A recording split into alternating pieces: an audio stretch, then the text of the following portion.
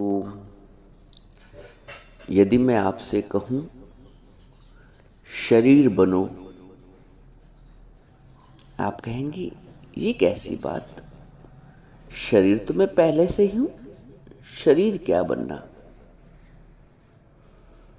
जैसे आपको ये विश्वास है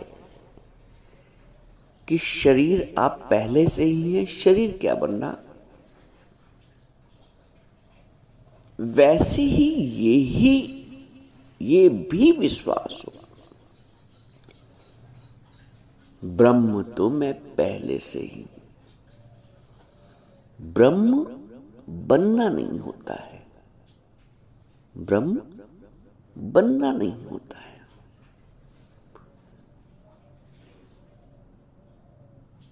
शरीर हो ये तुम्हें पक्का मालूम है, क्योंकि दिख रहा है। शरीर की अनुभूति नहीं करनी होती है।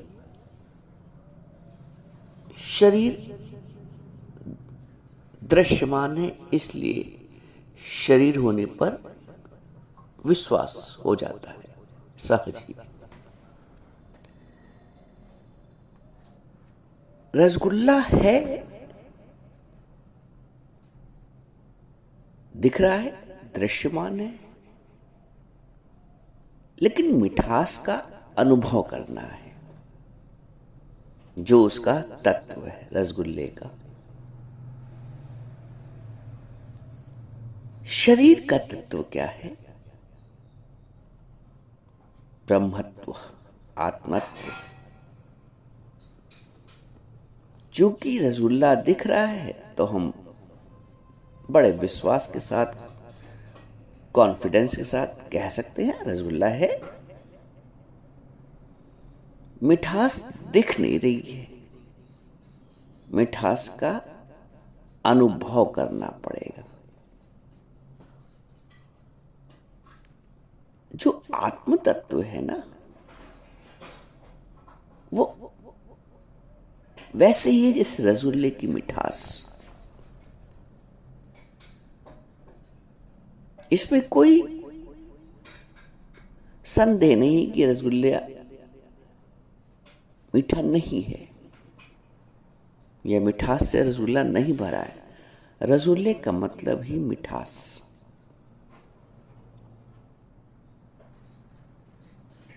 मिठाई से ओत प्रोत। हम जब मनुष्य बनते हैं ना,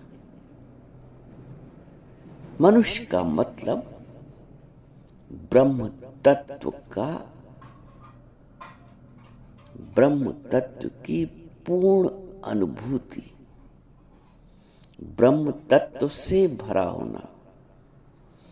जैसे रसगुल्ला मिठास से भरा हुआ है, मिठास उसकी पर्याय है, तो मनुष्य का चोला जो दिख रहा है, इसका पर्याय यही है कि मनुष्य ब्रह्म है, रसगुल्ला मीठा है।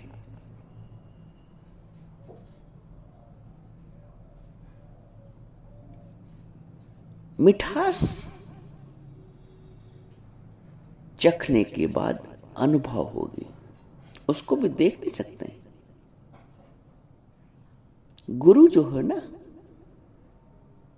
वो हमें उस ब्रह्मत्व की मिठास को चखाता है और अनुभव कराता है।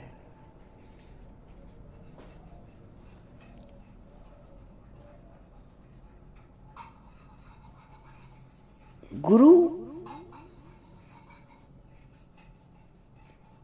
ये तो इसको ऐसे समझो, रसगुल्ला है और जीवन भर उसकी मिठास का अनुभव ना किया तो रसगुल्ले का होना ही निरर्थक हो गया। भाई रसगुल्ले में जो तत्व है उसकी मिठास का, वो चखना भी तो होना चाहिए, वो तो अनुभव भी तो होना चाहिए। मिठास कैसी होती है? शरीर हो तो उसके अंदर जो तत्व है ब्रह्मत्व, उसका अनुभव भी तो होना चाहिए। बिना अनुभव किए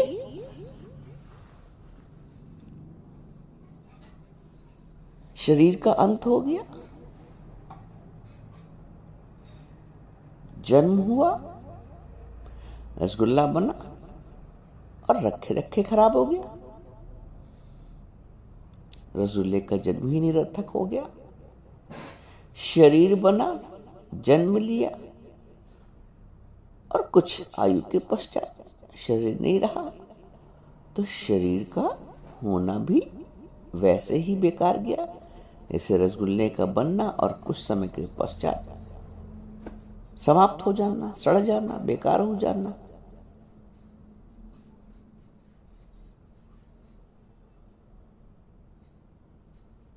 जब तक शरीर ने या जब तक मनुष्य ने अपने अंदर के ब्रह्म तत्व को अनुभूत नहीं किया है, मनुष्य का जीवन व्यर्थ चला जाता है।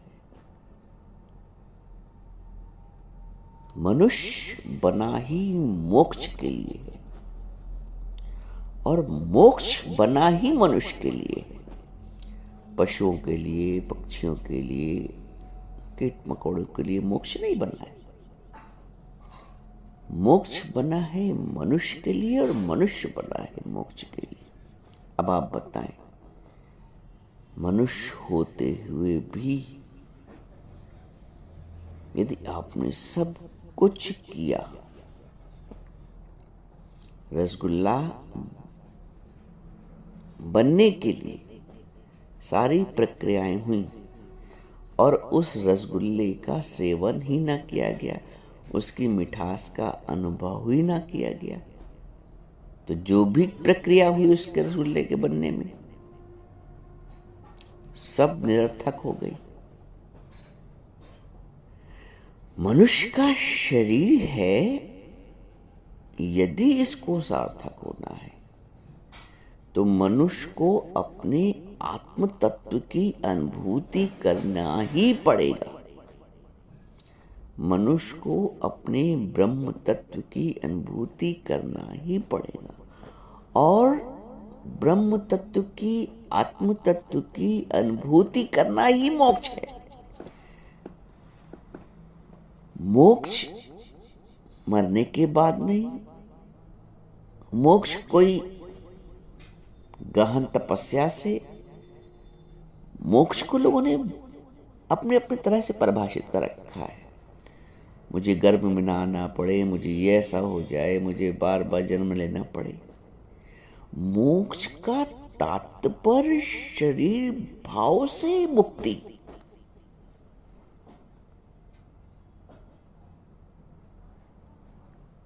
अपने आत्म तत्व की अनुभूति करना ही मोक्ष है।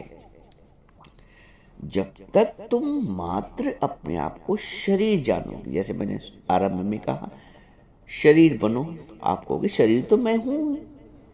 शरीर होने का तो आपको विश्वास है बस, लेकिन उस चेतन शक्ति को जो आप वास्तव में हैं, आत्म तत्व जो आप वास्तव में हैं, रसगुल्ले में वास्तव में क्या है? मिठास। वैसे ही शरीर में वास्तव में क्या है? आत्म तत्व, आपका आनंद तत्व, आपकी प्रसन्न चित्ता ही आपका मुख्य तत्व है। आपका आत्मा का अमृतत्व ही आपका मुख्य तत्व है। ये आपने मान रखा है कि मैं मरूंगा, एक दिन मर जाऊंगा। मरना तो आपको है ही नहीं। मिठास थोड़ी मरती है। आत्म तत्व अमृतत्व है। इस अमृत को चखना ही मनुष्य का लक्ष्य है। आप समझते हो मनुष्य होने का लक्ष्य है बस जन्म लेना, पढ़ाई लिखाई करना, व्यवसाय करना, बच्चे करना, विवाह करना, सांसारिक उत्तरदायित्व की पूर्ति करना, कर्तव्यों को निभाना, दुनिया यही सिखा रही है, आप वही जानते हो। आपका एक आध्यात्मिक लक्ष्य है, आपका एक परम लक्ष्य है।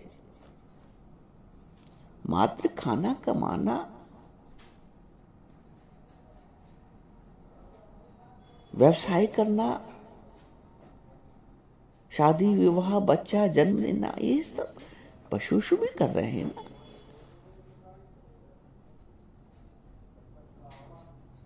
मैंने भी बताया कि मनुष्य बना ही मोक्ष के लिए और मोक्ष बना ही मनुष्य के लिए, पशुओं पक्षियों के लिए नहीं बना है। आपने अपने मुख्य कर्तव्य को नहीं जाना, आपने अपने आध्यात्मिक कर्तव्य को नहीं जाना, आपने अपने आत्मीय कर्तव्य को नहीं जाना। और संसार का जिसमें स्वार्थ पूरा होता है, संसार उन कर्तव्यों को करने के लिए आपसे कहता है। जिन कर्तव्यों से, जिस धर्म से संसार का स्वार्थ पूरा होता है, वो धर्म, वो संसार आप पे लाद देता है। भाई तुम्हारा पुत्र धर्म है, तुम्हारा पत्नी धर्म है, तुम्हारा पति धर्म है, तुम्हारा पिता धर्म है। इस धर्म से ऊपर भी तो कोई धर्म है। पिता से पहले मैं क्या था, पुत्र से पहले मैं क्या हूं, पत्नी से पहले मैं क्या हूं। कुछ धर्म, सारे धर्म और कर्तव्य संसार ने संसार के लिए सिखाए हैं। क्या तुम्हें किसी ने तुम्हारा स्वयं का धर्म, जिसे भगवान कहते हैं स्वधर्म भगवत गीता में, स्वधर्म तो किसी ने सिखाया नहीं। स्वधर्म में निधनम श्रेय, अपने धर्म में भगवान कहते हैं निधन भी श्रेय कर। तो कौन सा अपना धर्म?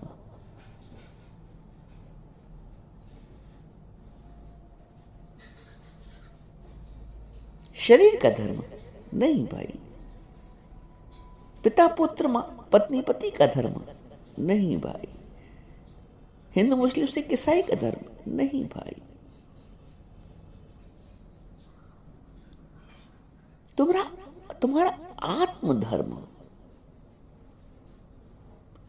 शरीर से, कल भी पता है, शरीर से पृथकता का अनुभव ही मोक्ष है। संतरे का छिलका संतरा नहीं है। संतरे का छिलका संतरा थोड़ी है। कह रहे हैं उसको संतरा, उसको तो छिलके फेंक देंगे, उसका सेवन कहां करेंगे? जो नहीं दिख रहा उसका रस, वो उसका तत्व है, उसका सेवन किया जाएगा। शरीर वैसे ही दिख रहा है जैसे संतरे का छिलका।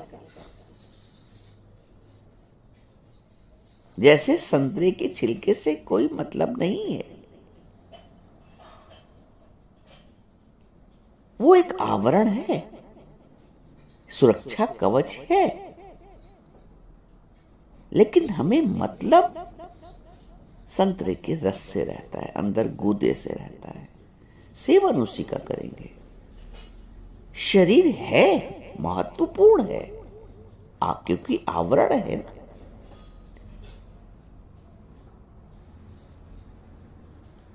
लेकिन हमारी जो दृष्टि है वो आत्म तत्व से है, होनी चाहिए। आत्मगुण धारण करना चाहिए। शरीर का धर्म तो जन्मेगा और मरेगा। आत्मा के लिए भगवान कहते न जायते न मरेते, वह कदाचित, वो कभी नहीं जाता मरता है। तो जिस दिन हमने अपने आत्मस्वरूप को, अपने ब्रह्मत्व को जान लिया, उसी दिन मोक्ष है। और आत्म तत्व का अनुभव होते ही हम में विचित्र गुणों का, आध्यात्मिक गुणों का संचार हो जाएगा। तब आपका प्रत्येक व्यवहार, वाणी, आचरण इतना शुद्ध हो जाएगा, आप स्वयं अनुभव करोगे आनंद का। और जो भी आपके साथ जुड़े हैं, जो कर्म प्राणी के रूप में, परिवार के प्राणी में जो आपके साथ है, वो भी आपके आनंद तत्व का अनुभव करेंगे।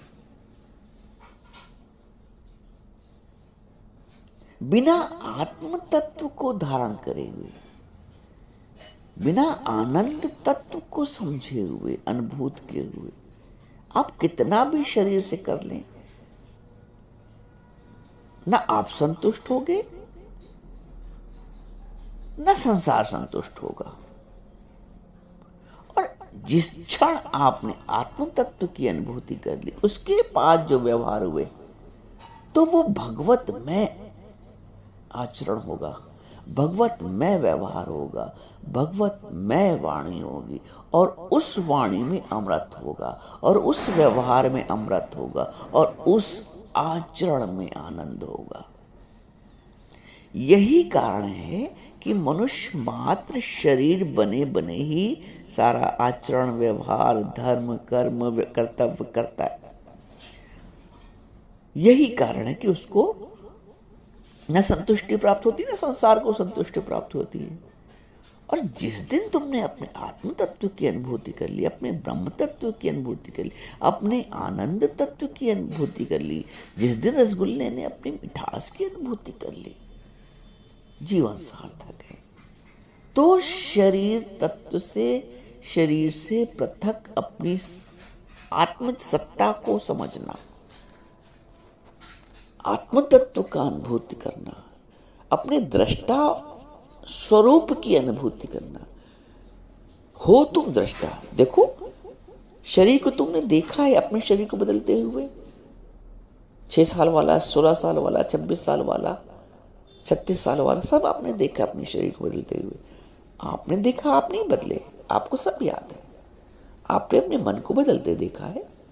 बचपन में आपका मन कैसा था, बचपन में आपकी बुद्धि कैसी थी, सबको आपने बदलते हुए देखा।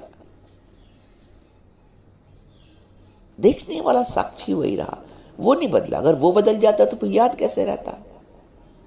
स्मरण होने का मतलब यह है कि वो अनचेंजेबल है, अपरिवर्तनशील है। कौन? दृष्टा। आप वो दृष्टा हो। जिस दिन आप अपने दृष्टा स्वरूप को समझ जाएंगे, उसी दिन जीवन सार्थक हो जाएगा। और वही अवस्था मोक्ष की है।